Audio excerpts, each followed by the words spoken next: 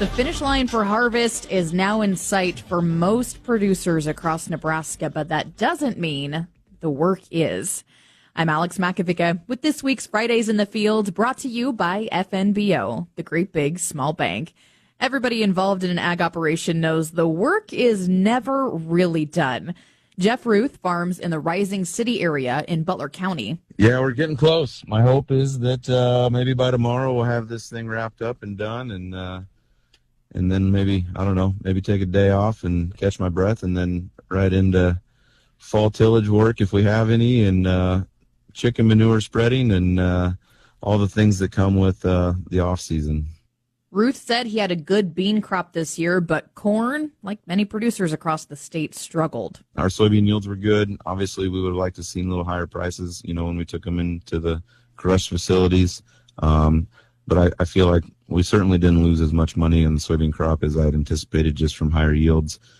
Corn yields have been average to maybe below average. The southern rust and tar spot and some of the funguses and the disease pressure really took a toll on some of it. So our dryland yields were good, not exceptional like we had hoped back in July, and our irrigated numbers were certainly below where we would have liked to seen them.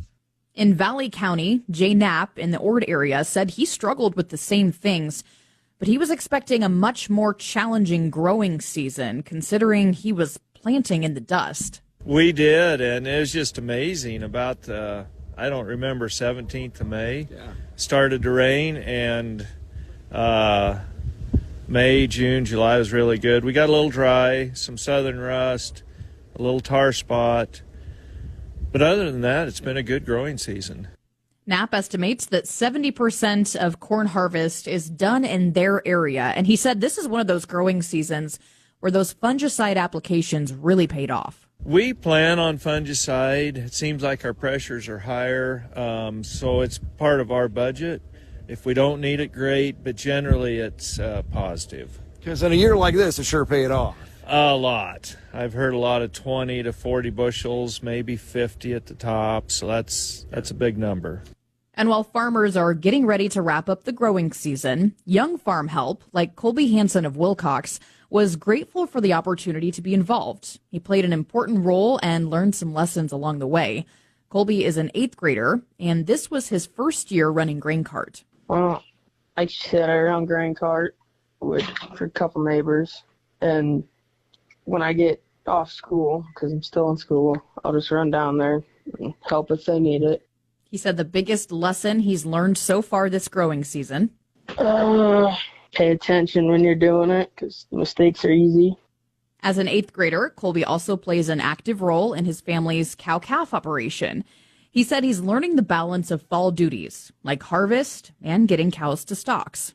We built a couple quarters of fence, so cows are out, some of them. So now that the finish line is in sight for harvest, marketing and planning for 2026 are in full swing. Knapp of Ord says he's curious to see the next slew of USDA reports to see if that would have an impact on his plans for the 2026 growing season. Hopefully for a weather market at some point.